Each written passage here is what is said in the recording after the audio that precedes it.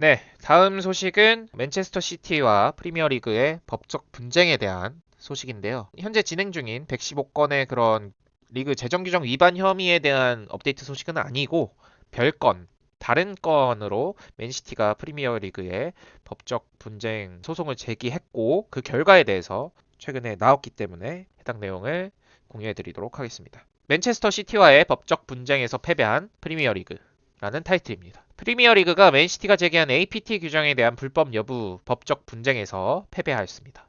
독립재판부가 21년 12월부터 24년 11월까지 시행된 APT 연관 당사자 거래 규정이 완전히 불법이었다고 판결하며 지난 3년간 운영된 시스템이 완전히 무너졌습니다. 이 판결에 따라 막대한 보상 청구 소송들이 이어질 가능성이 있으며 리그 전체를 위기에 빠뜨릴 수 있게 되었습니다. 네, APT 규정이 말이 많은 규정이었죠. 그래서 맨시티가 이 규정이 불법이다라고 기존에도 한 차례 이제 소송을 했었고 그 소송에서 패했기 때문에 리그에게는 이제 재판부가 이 규정을 없애라 혹은 수정해라 라는 판결이 들어갔었고 일부 규정을 수정하는 작업이 있었죠. 일부 규정을 수정했으나 그 수정된 규정 자체도 이번에 최종적으로 불법이라고 판단이 되면서 규정이 무효화되고 없어지게 되었습니다. 맨시티는 23년 에티하드 항공과 퍼스트 아부다비 은행과의 후원 계약이 차단되자 프리미어리그를 상대로 소송을 제기했습니다. 이 사건을 계기로 맨시티와 리그 간의 법적 전쟁이 시작되었습니다. 네, 23년 에티하드 항공과 퍼스트 아부다비 은행과의 후원 계약을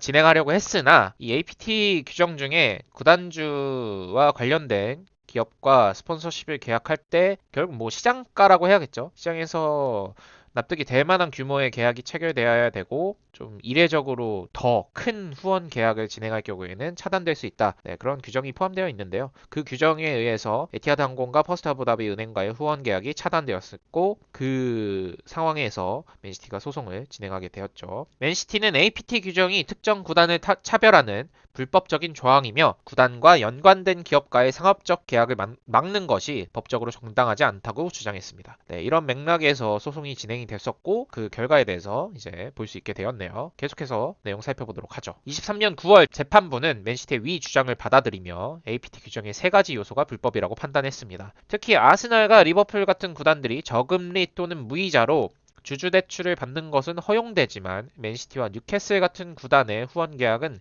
동일한 시장 가치 평가를 받아야 한다는 점이 공정하지 않다고 지적했습니다. 네, 결국 쟁점이 되는 부분은 구단주와 관련된 기업의 스폰서십이 적정가 이상의 금액인 것이 문제이면 구단주가 금액 대출을 해줄 때 시중금리보다 낮은 이율을 적용한다면 그때 발생하는 비용 절감도 문제이지 않냐가 쟁점이었습니다. 그래서 이후 리그는 해당 규정을 구단 투표를 통해서 일부 수정을 하였으나 맨시티는 수정된 규정에 대해서도 새로운 소송을 제기했습니다. 25년 2월 법원은 APT 규정 전체가 불법이며 무효화되어야 한다고 최종 판결을 내렸습니다. 결국 이제 맨시티가 제기한 이런 일부 쟁점이 될 수 있는 그런 부분들을 법적으로 판단을 했고 무효라고 결국 최종 판결이 나왔죠. 이 판결로 인해 21년 12월부터 24년 11월까지 차단되었거나 축소된 후원 계약들은 보상 청구 대상이 될 수 있으며 APT 규정으로 인해 경쟁력이 손상되었다고 주장하는 구단들은 프리미어리그를 상대로 소송을 제기할 수 있습니다. 네, 이렇기 때문에 지금 보상 청구 대상이 되고 보상 소송들이 이어질 수 있기 때문에 그 금액은 정말 막대할 것으로 보여지고요. 만약에 그런 보상 소송에서 리그가 패배할 경우에는 리그 자체의 이제 상황도 굉장히 안 좋아지는 상황이겠죠. 리그는 소송에서 패배하였기 때문에 소송 비용뿐만 아니라 맨시티의 법률 비용까지 부담해야 할 가능성이 크며 전체 금액은 약 2천만 파운드, 약 340억 원에 달할 것으로 예상됩니다. 그렇기 때문에 만약에 이어지는 보상 소송들에서도 패배할 경우에는 보상 금액도 금액이고 이제 소송 비용까지도 추가로 부담해야 되는 리그라서 굉장히 위험한 상황이 초래될 수 있을 것 같습니다. 위 소송의 경우 맨시티의 115건의 재정 규정 위반 혐의와는 별개의 사건이며 해당 사건의 판결은 아직 나오지 않았습니다. 네, 해당 사건의 판결은 2월 내지 3월 중으로 나올 것으로 예상이 되고 있습니다. 앞서 계속 설명드리고 있는 APT 규정이 뭔지에 대해서 한번 간략하게 설명을 드리고 갈게요. APT 규정은 21년 12월 사우디아라비아 국부펀드가 뉴캐슬을 인수한 이후 도입된 규정입니다. 이 규정은 뉴캐슬이나 맨시티 같은 구단이 소유주와 연관된 기업을 통해서 시장 가치를 초과하는 후원 계약을 체결하는 것을 막기 위해서 도입이 되었습니다. APT 규정에 따라 구단과 연관된 기업과의 스폰서 계약은 공정시장가치 평가를 받아야 하며 평가 결과 후원 금액이 과도하게 높다고 판단되면 계약이 차단됩니다. 네, 이 공정시장 가치를 평가하는 부분에 있어서도 사실 뭐 리그 측에서는 데이터 센터를 지어서 그 데이터 센터에서 판단을 할 거다라고 하는데 그 판단 결과도 사실 공유를 해주지 않고 네, 그런 좀 미심쩍은 부분들도 있고 어쨌든 맨시티 입장에서는 거의 저격성에 해당하는 규정이다라고 판단을 했고 일부 다른 구단 뉴캐슬, 뭐 아스톤 빌라, 노팅엄 포레스트까지도 이런 규정에 대해서 반대를 하고 있는 상황이었는데요.